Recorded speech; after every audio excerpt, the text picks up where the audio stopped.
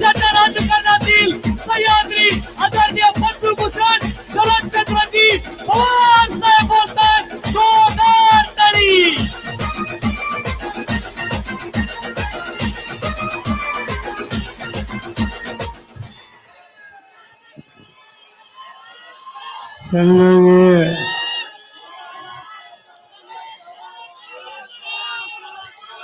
देशा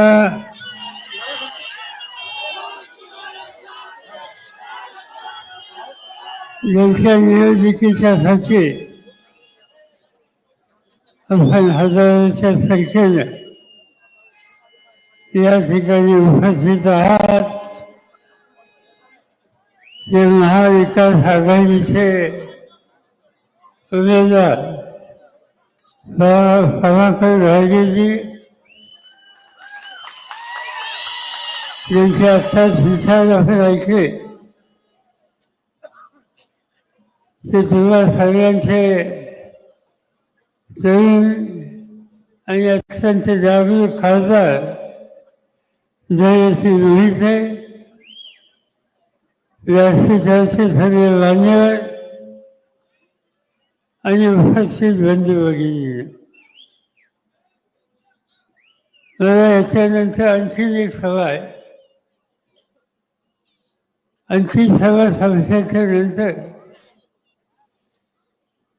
घरी मुक्काम करून उद्या सगळा सोलापूर हा जिल्हा आणि आणखी राहिलेल्या जिल्ह्यात जायचे. ही यावेळी निवडणूक एक वेगळी निवडणूक आहे. या निवडणुकीमधून किंवा सगळ्यांच्या भाषेमध्ये प्रश्नाची सोडवणूक करण्याची दृष्टी आणि ताकद असणारा उमेदवार प्रभाकर राजेंच्या रूपानं आमच्या सगळ्यांना दिलं. मी तुमच्या भागाचा नेहमी विचार करतो. कसा भाग लोक कसे नवीन पिढी अभ्यास होय, दुष्काळासारख्या संकटाला तोंड देण्याची हिंमत आहे. हे सगळं किती अडचणीचे असल्या तर त्याचा मात करून पुढे जायचं हा विचार तुम्ही लोकांनी सोडल्याने ही अत्यंत जवळची बाजू आहे. आजकाल प्रभाकर देशमुख सांगत होते की या शिक्षण संस्थेचं महाविद्यालय संस्थेचा अध्यक्ष मीच आहे. आणि या संस्थेमध्ये आमची या भागातली तरुण पिढी आहे ती जीवनाच्या वेगवेगळ्या क्षेत्रामध्ये जबाबदारी घेऊन काहीतरी करू शकेल असा एक आत्मविश्वास त्यांच्या मनामध्ये निर्माण करण्याची गरज होती. आणि त्यासाठी रयत शिक्षण संस्थेच्या इथल्या शाखेत एक मार्गदर्शन केंद्र ट्रेनिंग सेंटर खुले केले. आणि मला आश्चर्य सांगण्यात आलं की याचा फायदा इथल्या तरुण पिढीने घेतला आणि त्यातून अनेक IAS, IPS, पोलीस अधिकारी अन्य क्षेत्रामध्ये कुठं ना कुठेही त्यांची निवड झाली आणि आज एक कर्तव्यवान अधिकारी म्हणून त्यांचे काम करण्याची तयारी आहे. आणि हे इतिहास होत असतं तर एक गोष्ट मान्य केली पाहिजे. संकट आहेत पण त्याच्या मात करण्याची दृष्टी आहे. आणि मला असंच आहे की पुण्यामध्ये एक दिवस महान खटाव तालुक्याच्या अधिकाऱ्यांचं संमेलन होतं आणि चौकशी केली तर असं ऐकायला मिळालं की असं कुठलं एक खातं नाही त्या खात्यामध्ये या भागाचा कुणी ना कोणते अधिकारी म्हणून काम करतो आणि ही अत्यंत जवळची गोष्ट आहे. असा पुढे जायचा विचार केला पाहिजे. कसा करता येईल, काय काय फायदे आहेत याच्याबद्दल एकदम मी आत्ता सांगू शकत नाही. पण लक्ष केंद्रित करायचं असेल तर त्याची सुरुवात पाहण्यापासून करावं लागेल. उन्मोदी असेल, जे कदमपूर असेल, चेंबू असेल, या सगळ्या राज्यांच्या उभारणीच्यासाठी अनेकांनी आपल्या आयुष्याचा अतिशय महत्त्वाचा कालखंड दिला. त्याची यादी करायची नाही तर स्वर्गीय सदाशिवराव खोत, स्वर्गीय भाऊसाहेब बुर्गे, स्वर्गीय माजी आमदार धोंडीराव वाघमारे, यशवंतराव माने महाराज, वसंतराव कदम पाटील, वाघोजीराव खोत असे अनेकांची नावं घेतायची की त्यांनी आयुष्यात या कामाच्यासाठी काही ना काहीतरी एकत्र करण्याची भूमिका घेतली. आज ईश्वर कशी झाली मी असा विचार करतोय की इथं सगळे नेते एकत्रित आहेत. खरं म्हणजे ते सगळे नेते एकत्रित आहेत हा संदेश या भागाच्या लोकांचे प्रश्न सोडवण्याच्या दृष्टीनं अत्यंत महत्त्वाचा आहे. ही एकी आज प्रभाकरजींच्या निवडणुकीच्या निमित्तानं झाली याचा मला आनंद आहे. आणि ज्या वेळेला सगळ्यांची इच्छा निवडणुकीला उभं राहायची होती पण एक दिवशी सगळ्यांनी येऊन सांगितलं कुणी आमच्यापैकी एकाची निवड करा. ती निवड जी होईल त्याच्या मातीशी आम्ही उभं राहतो. आणि मला आनंद, आश्चर्य आणि आनंद या दोन्ही गोष्टी होतात. निवड केल्याच्या नंतर बाकीच्या सगळ्यांनी कुणी आपले अर्ज भरत घेतले, कुणी यांना पाठिंबा दिला आणि आज सगळेजण एका विचाराने काम करतोय. आता ही एकी अशीच पुढे ठेवायची. राजकारणात निवडणुका असतील, आणखीन काही असतील त्या कोण करणार ते करू द्या. पण आजची नेतृत्वाची शक्ती एकत्रित केली आणि तुम्ही आम्ही बसून काही कार्यक्रमाची आखणी केली तर या भागाच्या लोकांचे प्रश्न सुचत नाहीत. कसे सुचत नाहीत हे आम्ही सगळेजण बघू आणि तुमच्या पाठीशी उभं राहू. आणि म्हणून मी असा विचार करतो की या निवडणुका संपल्या त्याचं मोकळं झालं या प्रमुख नेत्यांना घेऊन आम्ही एकत्र बसू इच्छितो. काय काय करता येईल याचा विचार करतो आणि लवकरच राज्य सरकार, केंद्र सरकार या सगळ्यांची मदत घेऊन त्या सगळ्या गोष्टीला कशी कशी देता येईल या दृष्टिकोनातून पावलं टाकली जातील हे या ठिकाणी सांगू इच्छितो. आज अनेक प्रश्न आपल्या सगळ्यांच्या समोर आहेत. अनेक गोष्टीला आपल्याला पुढे जायचे. कसं जायचं, काय प्रश्न आहेत, कोणत्या वर्गाच्यासाठी लक्ष केंद्रित करायचं त्या सगळ्या गोष्टीचा विचार करावा लागेल. अलीकडच्या काळामध्ये आणि लोकांनी एक संघटन केलं त्याचं नाव महाविकास आघाडी. त्याची सुरुवात दिल्लीपासून झाली. लोकसभेच्या निवडणुकीच्या आधी देशाचे प्रधानमंत्री काही गोष्टी सांगत होते. त्यांनी सांगितलं उद्याच्या निवडणुका आल्या तुम्हाला 400 खासदार निवडून द्या. राज्य चालवायचं असलं तर पावणे तीनशे खासदार असले तरी राज्य खर्च यायचं. त्याला 400ची काही गरज नाही, पण त्यांचा आग्रह होता. आम्हाला खात्री वाटत होती की 400चा आग्रह याचा अर्थ काही ना काहीतरी कारण वेगळं याच्यात दिसतं. आम्ही देशाचे प्रमुख नेते एकत्र बसलो, दिल्लीमध्ये मिटिंग बोलवली.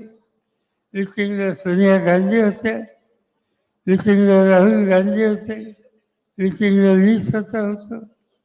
कर्नाटकचे मुख्यमंत्री, तामिळनाडूचे मुख्यमंत्री, केरळचे मुख्यमंत्री, पश्चिम बंगालचे मुख्यमंत्री, या सगळ्यांना आम्ही एकत्र केलं. आणि या 400 जागा हा जो आग्रह याच्या मागचं सूत्र काय हे समजून घ्यायचा प्रयत्न केला.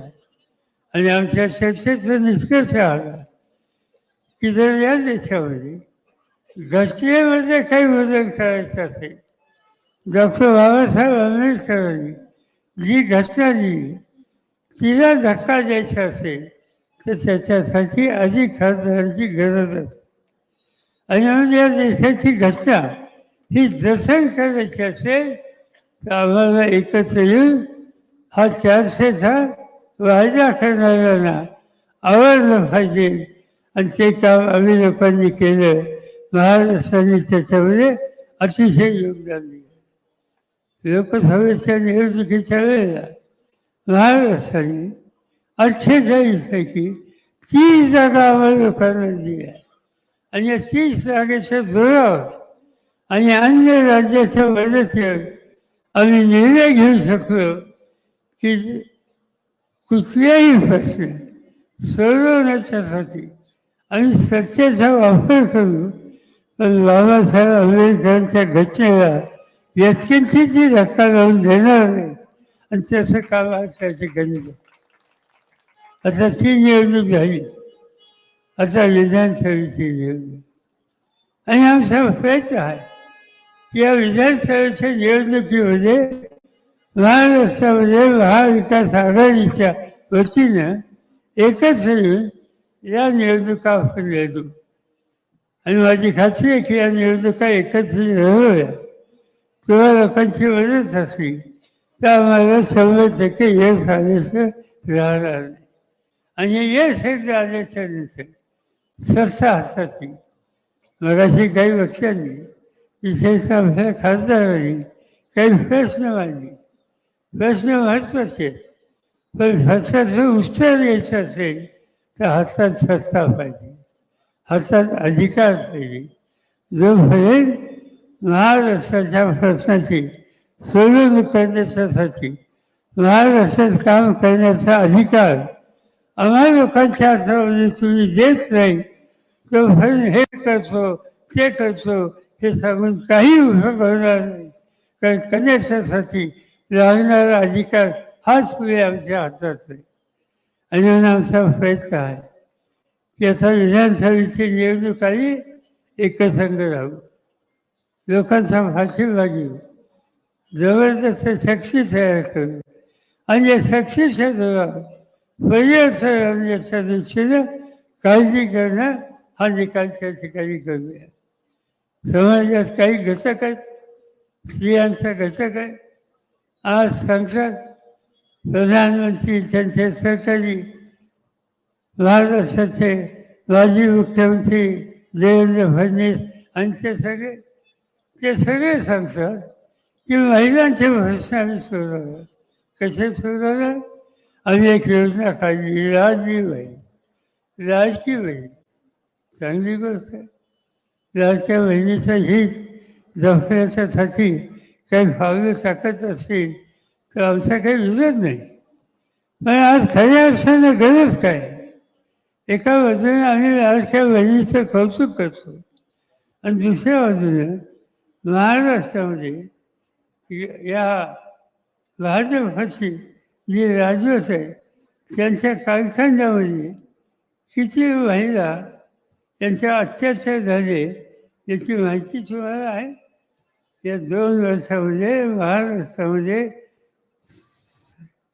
67,000 381 महिलांच्यावर अत्याचार झाले आहेत अशा प्रकारच्या तक्रारी आज महाराष्ट्रात आलेल्या आहेत. आणि हेच नाही, आणखीन दुसरे की हा जो आकडा आहे तो आकडा असा सांगतो की आज महाराष्ट्रामध्ये मुलं आणि मुली याचा जर विचार केला तर दर 5 मुलीच्या फाशीमागं अत्याचाराच्या संबंधीची तक्रार या ठिकाणी ऐकायला मिळते. आणि म्हणून एका बाजूने तुम्ही लाडकी बहीण म्हणायचं आणि दुसऱ्या भाषेत इतके शेकडो हजारो अत्याचार होतात त्या संबंधीची ठोस पावलं टाकायची नाही. मगाशी सांगितलं आपल्या खासदारांनी कुठला तरी गुन्हा घडला आणि तो गुन्हा नोंदण्यासाठी पोलीस खातं इतके दिवस व्हावं लागतं. आता हे चित्र जर महिलांच्यासाठी असेल, लाडक्या मुलींच्यासाठी असेल तर आपल्याला विचार करावा लागेल की या सगळ्या गोष्टीवर एकत्र येऊन नियंत्रण आणलं पाहिजे आणि खऱ्या अर्थानं या मुलींना संरक्षण द्यायचं काम हे केलं पाहिजे. मध्यंतरी महाराष्ट्राच्या विधानसभेमध्ये एक माहिती आली की काही मुली महाराष्ट्रात बेकायदा कुठे गेल्या त्याचा पत्ता नाही, शोध नाही. आणि त्याचा आकडा हा जवळपास 12,000च्या आसपास आहे. या राज्याच्या 12,000च्या जवळपास मुली गायब झाल्या, त्यांचा पत्ता लागत नाही. हे काय चित्र योग्य आहे? महाराष्ट्राला संसद पण ज्यांच्या हातामध्ये सत्ता आहे त्या या फरसाच्याकडे गांभीर्यानं बघत नाही. त्याची ही किंमत आज तुम्हाला मला द्यावी असते. दुसरा वर्ग आहे आणि तो म्हणजे शेतकरी. आज काय अवस्था शेतकऱ्यांची? शेतकऱ्यांची आत्महत्या हा एक अत्यंत गंभीर हा प्रश्न महाराष्ट्रात झालेला आहे. अनेकांनी आत्महत्या केली. आम्ही चौकशी केली की आत्महत्या का होत आहे. त्याच्या खोलात गेल्याच्या नंतर एकच गोष्ट दिसते, कर्ज काढलं, पीक पाणी घेतलं, सोन्यासारखं पीक अतिवृष्टी किंवा अन्य कामामुळे रडलेलं, उद्ध्वस्त झालं, ते पीक गेलं पण कर्ज डोक्याचं कायम झालं. आणि त्या कर्जामुळं वेळीच पैसे न फेडल्यामुळं कधीतरी घराची भांडी कुणी बाहेर निघतात, त्याची आवडून असते आणि ते सहन होत नाही. आणि त्यामुळं अनेक ठिकाणी आत्महत्या झालेलं चित्र शेतकरी कुटुंबामध्ये दिसतं. आणि तिसरा वर्ग महत्वाचा तरुण मुलं. आज इथं कॉलेज काढलं, अनेक ठिकाणी शैक्षणिक संस्था उभ्या केल्या, मुलं शिकायला लागली, पदवीधर झाले तर हाताला काम कुठं नसते. महाराष्ट्रामध्ये जाहीरच्या ठिकाणी अर्ज करतात, हेरफेर करतात, पुण्याच्या दौऱ्यात जातात, पण नोकरीचा पत्ता नाही. आणि म्हणून या तरुण पिढीमध्ये नैराश्य येऊन द्यायचं नसेल, काम करण्याच्या अधिकाराची जाण ही त्याच्या मनात तयार करायची असेल तर यांच्या कामधंद्याच्या संबंधीचा विचार हा करण्याची गरज आहे. आणि हे सगळं करायचं असेल तर उदाहरणार्थ तुळसा तालुका, या तालुक्यामध्ये MIDC नुसती काढली यांनी प्रश्न सुचणार नाही. MIDC काढली चांगली गोष्ट आहे. देशाचे उद्योजक आहेत, महत्त्वाचे लोक आहेत, त्या सगळ्यांशी संपर्क साधून सुसंवाद साधून त्यांना इथं निमंत्रण देऊन इथं कारखानदारी वाजवायला त्यांच्याकडून काही कारवाई होईल का याचा प्रयत्न करणं याची आज आवश्यकता आहे. आणि मी आणि आमचे सगळे इथले सहकारी एकत्र बसू आणि असे उद्योजक आहेत त्यांना इथं कसं निमंत्रित करता येईल त्याच्याबद्दलची खबरदारी घेऊ. कारण हे उद्योजक येऊ शकले, कारखाने काढले तर माझी खात्री आहे हाताला काम मिळेल आणि भागाचा चेहरासुद्धा बदलेल. ही सगळी भूमिका घेऊन आपल्याला पुढे जायचं आहे आणि त्यासाठी तुम्हा लोकांचं सहकार्य साथ याची आवश्यकता आहे. आणि माझी खात्री आहे की त्या अक्षरशः विकत नाही. शेजारच्या खतामध्ये तुम्ही सगळेजण कष्ट करण्याच्या बाबतीत कधीही कमी पडणार नाही. एकत्र काम करून पुढे न्यायचा रस्ता दाखवल्याच्या नंतर त्याचा स्वीकार केल्याशिवाय तुम्ही स्वस्थ असणार नाही. आणि ही सगळ्या दिशेने आपण द्यायचा निकाल आणि निर्धार आज या ठिकाणी करू. तुमची साथ मिळेल ही निश्चित अपेक्षा करतो. आणि पुढच्या सभेला जायला तुमच्या सगळ्यांची परवानगी